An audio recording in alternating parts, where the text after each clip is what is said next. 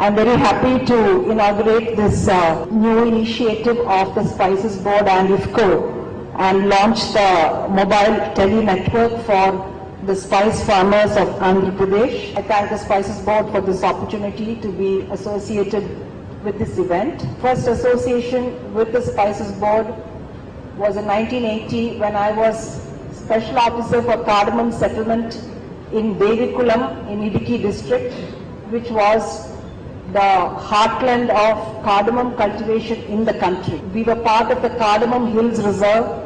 Now today there is hardly any cardamom left there, and this was in 1980 when cardamom cultivation was still going very strong.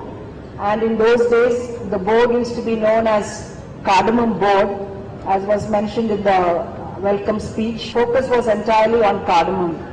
But with the coming in of the Spices Board now has a pan-India footprint and a pan-India presence.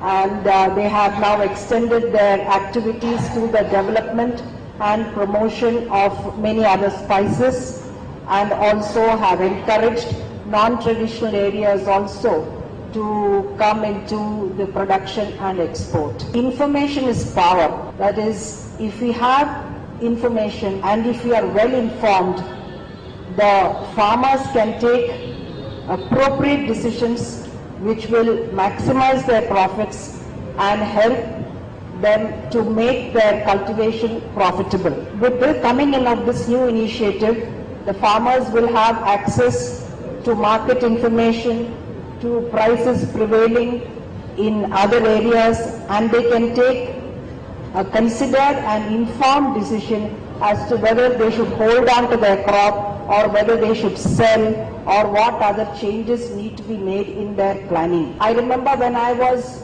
Managing Director of the Rubber Marketing Federation in Kerala, our main responsibility was to intervene in the market for achieving price stabilization and also for providing rubber to meet the needs of the rubber industry. But when we used to go out on our market intervention, we used to find that many times the rubber was not coming from the farmers. Rubber growers were not willing to part.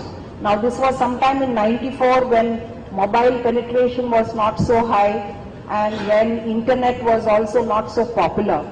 But even in those days, the farmers used to subscribe to a publication from Malaysia which was called the Rubber Digest, and they used to study as to what are the forecasts of production in other countries and see whether this is the right time to sell or not, because if there is a shortage of production in other countries, the farmers and growers in India can hope to get a better price. So this was the kind of information that was provided, and it was very useful for them to ensure that they get the best prices, and the rubber farmers or the rubber growers in Kerala are one of the more prosperous farmers in the country.